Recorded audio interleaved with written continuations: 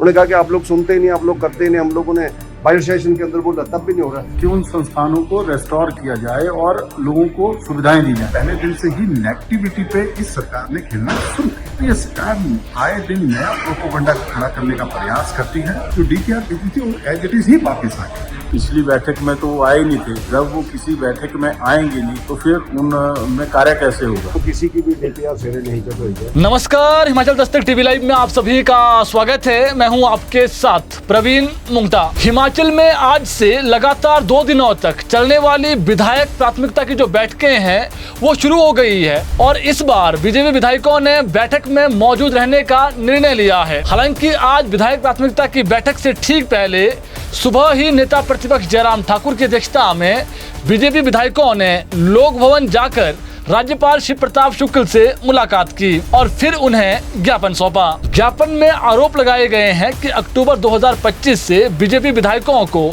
विधायक क्षेत्र विकास निधि का जो पैसा है वो जारी नहीं किया गया है, जिससे उनके विधानसभा क्षेत्रों में विकास कार्य ठप पड़े हुए हैं। बीजेपी विधायकों ने आरोप लगाए हैं कि यह केवल राजनीतिक भेदभाव नहीं है, बल्कि हमारे हलके की जो जनता है उनके अधिकारों के साथ सीधा अन्याय है। चंबा के चुराह से भाजपा विधायक हंसराज ने हिमाचल दस्तक से बातचीत में आज बताया कि उन्होंने अपने विधानसभा क्षेत्र के लिए प्राथमिकता तीसरा अस्पताल में, जहां पहले भाजपा कार्यकाल में 17 डॉक्टर बैठा करते थे, वहीं आज केवल वहां पर 2 डॉक्टर मौजूद हैं, जिससे लोगों को भारी परेशानियों का सामना करना पड़ रहा है। ऐसे में सरकार वहां पर डॉक्टरों की तैनाती करें, इस मुद्दे को उन्होंने उठाया है। सर, आज विधायक प्राथमिकता की बैठक में पहुंचे हैं, क्या 3 ऐसी प्राथमिकता रहने वाली है जो आप अंदर देंगे, जो चुराह के लिए है, चुराह की जनता के लिए है? जी देखिए, चुराह जो है बहुत बड़ा रिमोट एरिया है और चंबा अपने आप में स्पेशल जिला भी रहा है और वहाँ काम करने की बहुत गुंजाइश है। जिसमें जब ये डिनोटिफिकेशन ऑफ इंस्टीट्यूशंस हुई थी, संस्थाओं को रद्द किया गया था संस्थानों को, तो हमने बराबर मांग करी इनसे कि उन संस्थानों को रेस्टोर किया जाए और लोगों को सुविधाएं दी जाए, जिसमें बिजली, सड़क, पानी और शिक्षा, ये बहुत महत्वपूर्ण विषय है वहाँ पर। वहीं दूसरी प्राथमिकता उन्होंने चंबा से पांगी तक एनएच बनाने को लेकर उठाई है, ताकि चुराह समेत पूरे जिला के जो लोग हैं उनको इसका फायदा हो। और जो सरकार कह रही है कि होम स्टे की तरफ आगे बढ़िए, तभी ये संभव हो सकता है जब वहाँ पर एनएच बन जाएगा। ये उनकी दूसरी प्राथमिकता रहेगी। दूसरा विषय जो हमने पर्यटन के लिहाज से बताया था कि नेशनल हाईवे अगर हमें मिल जाता है चंबा वालों को पांगी तक, तो हम जो है वो जिसको स्वरोजगार के लिए लोगों को जो आप होम स्टे होम का कंसेप्ट बताते रहते हो, उसके अक्षरशः तरीके से उसको हम लागू कर सकते हैं। वहीं उन्होंने अपनी तीसरी प्राथमिकता चुराह क्षेत्र में डिफेंस पॉइंट ऑफ व्यू से एक पुलिस बटालियन भी दी जाए, ये उनकी तीसरी बड़ी प्राथमिकता रहेगी। तीसरा, डिफेंस पॉइंट ऑफ व्यू से वो बहुत महत्वपूर्ण एरिया है, सीमांत क्षेत्र है, सीमांत हमारी जम्मू कश्मीर के साथ लगती है, तो हमारा जो बटालियन का मुद्दा है, पुलिस की बटालियन, वो वहाँ पर होनी चाहिए। तो ये हमने बार बार इनसे आग्रह किया हुआ है। लेकिन चुराह में स्वास्थ्य की सेवाएं सटीक हो जाएं, क्योंकि जहाँ तीसरा मुख्य हॉस्पिटल है हमारा, वहाँ पर कभी हमारे टाइम में 17 डॉक्टर थे, आज पिछले 3 सालों से लगातार, ये 4था साल लग पड़ा है, 2 या 3 डॉक्टर ही हैं। तो इससे लोगों को बहुत बड़ा नुकसान हुआ है स्वास्थ्य के लिहाज से। फिर कई संस्थान जो जैसे गवर्नमेंट डिग्री कॉलेज मसूर खुला था, हमने बिजली बोर्ड का डिवीजन दिया था, ऐसे ही डेवलपमेंटल ब्लॉक दिया था, ये बहुत महत्वपूर्ण स्थान थे।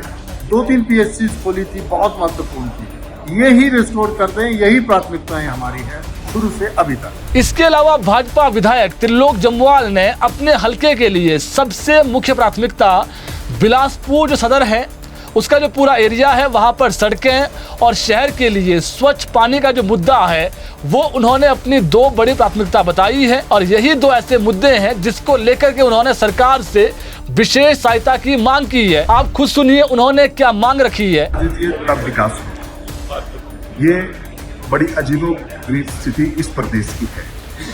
जिस दिन से ये सरकार बनी है उस दिन से पहले डिनोटिफाई की इंस्टीट्यूशन और उसके बाद पहले दिन से ही नेगेटिविटी पे इस सरकार ने खेलना शुरू किया। और ये सरकार आए दिन नया प्रोपोगंडा खड़ा करने का प्रयास करती है और इसका मूल उद्देश्य सिर्फ लोगों का ध्यान जो 10 घंटियां इन्होंने दी है उससे भटकाना है। जो 10 घंटियां लगभग 3.5 वर्ष होने को आए 3.5 वर्षों में जिन रंडी को टच भी नहीं किया, अब लोग हिसाब मांग रहे हैं। जब लोग हिसाब मांग रहे हैं तो ये कह रहे हैं कि सेंटर से पैसा पाए। तो ये विधायक प्राथमिकता है, केवल औपचारिकता है। इस बात को हमसे लिख के भी नहीं मांगा कि आपकी कौन कौन सी प्रायोरिटी है। पिछली 3 जो बैठकों में दिया है उसके ऊपर भी कुछ भी नहीं हुआ। जो DPR दी थी एज इट इज ही वापिस आ गई।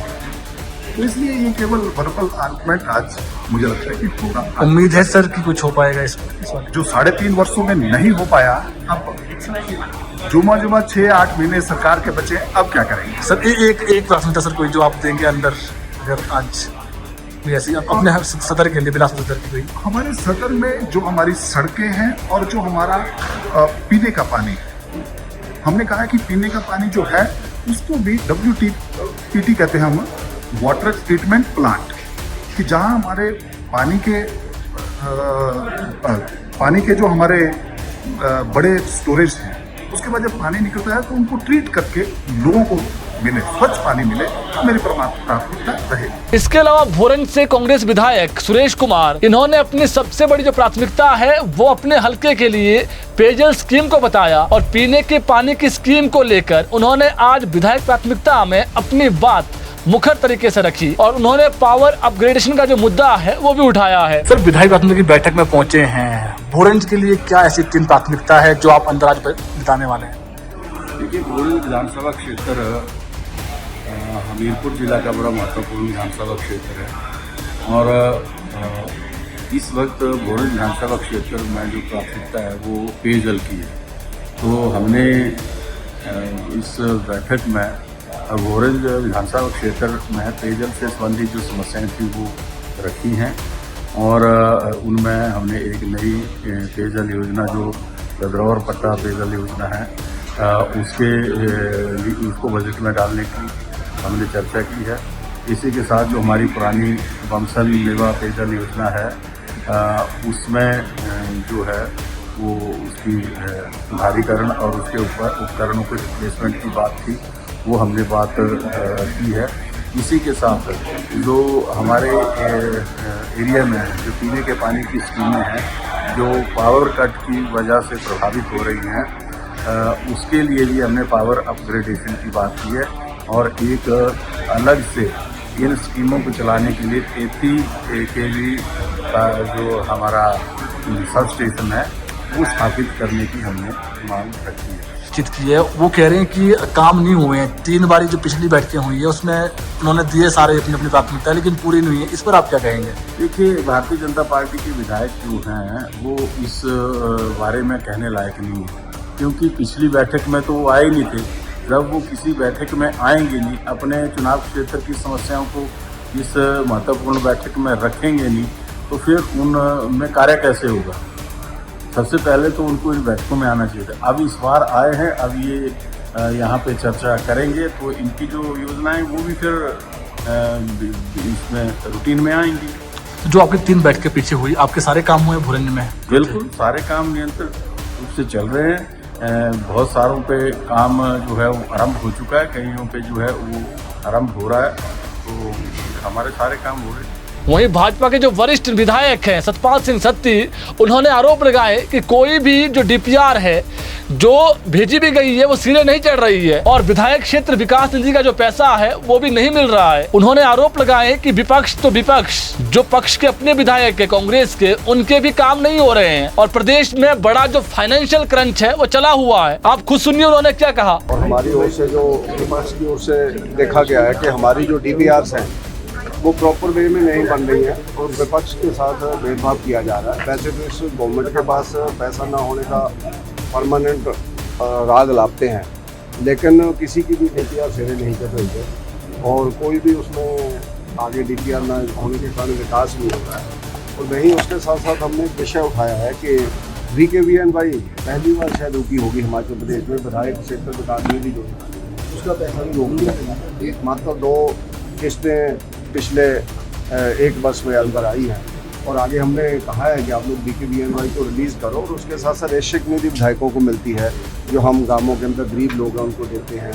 चाहे वो बीमारी के टाइम होते हैं, या गरीब परिवार की जो पढ़ाई के कारण बच्चा नहीं पढ़ाई नहीं कर पा रहा गरीबी के कारण, या किसी गरीब महिला विधवा महिला की बेटी की शादी है, उसके लिए हम लोग सहयोग करते हैं, लेकिन वो भी रोक दिया गया। तो देखने में जहाँ तक आया है कि विपक्ष के लोगों के काम तो रुके ही हैं, लेकिन जिस तरह की चर्चा हमारे प्लानिंग मीटिंग के अंदर हुई है, हमने देखा कि पक्ष के जो विधायक हैं जिनकी गवर्नमेंट है, यानी उनका भी अगर आप लोग देखेंगे पूरी रिपोर्टिंग लेंगे किस तरह से उन्होंने इस गवर्नमेंट के माध्यम से उन्होंने विषय उठाया कि विकास पूरी तरह से ठप है और पूरे प्रदेश के अंदर जो विकास है हर डिपार्टमेंट के अंदर पैसा नहीं आ रहा है और बिल्डिंग्स रुकी पड़ी हैं, बिल्डिंग की पैसा रिलीज नहीं हो रहा है, ठेकेदार काम नहीं कर रहे हैं और ठेकेदार आगे बिल्डिंगें टेक ओवर करने के लिए गवर्नमेंट को चाबियां तक नहीं सौंप रहे हैं। ऐसा ध्यान में जहाँ पर चर्चा आई है तो उन्होंने चाबियां देने स्वीकार कर दिया कि हमारी पुरानी पेमेंट है।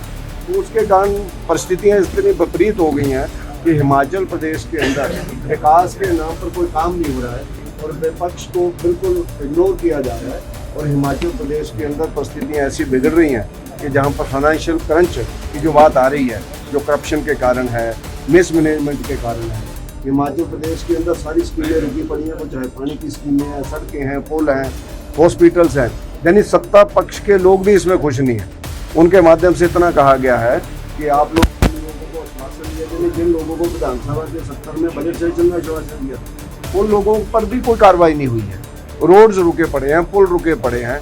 तो उसके नाते हमारा ये मानना है कि जो गवर्नमेंट पूरी तरह से फेल हो चुकी है और गवर्नमेंट के माध्यम से कोई भी सीरियसनेस नहीं है गवर्नमेंट को चलाने के लिए और हिमाचल प्रदेश के अंदर फाइनेंशियल क्रंच आ चुका है, जहाँ पर परिस्थितियाँ ऐसी हो गई हैं कि 10,000 का काम करवाने के लिए भी मंत्री ऐसा बोलते हैं कि हमारे पास पैसा नहीं है, मुख्यमंत्री जी ऐसा बोलते हैं हमारे पास पैसा नहीं है, प्लानिंग डिपार्टमेंट बोलता है कि हमारे पास पैसा नहीं है और जो नवाड को डीपीआर जानी है वो बन नहीं रही है, डीपीआर के प्रिपेयर करने के लिए नहीं। और अंदर परिस्थितियाँ ऐसी आई है कि माननीय मुख्यमंत्री जी को बोलना पड़ा 2-3 बार कि सीरियसनेस नहीं है गवर्नमेंट के अंदर, आप हमारी बात ही नहीं सुनते। लेकिन ऑफिसर को बोला है, वो चाहे बिजली विभाग के ऑफिसर थे, चाहे पीडब्ल्यूडी के विभाग के ऑफिसर थे, चाहे पानी विभाग के ऑफिसर हैं, जल शक्ति विभाग के ऑफिसर हैं। उन्होंने कहा कि आप लोग सुनते ही नहीं, आप लोग करते ही नहीं। हम लोगों ने बायो सेशन के अंदर बोला तब भी नहीं हो रहा। यानी ये फीलिंग्स मुख्यमंत्री से लेकर के नीचे विधायकों तक है। तो आप लोग स्वयं अंदाजा लगा सकते हैं गवर्नमेंट की क्या स्थिति है।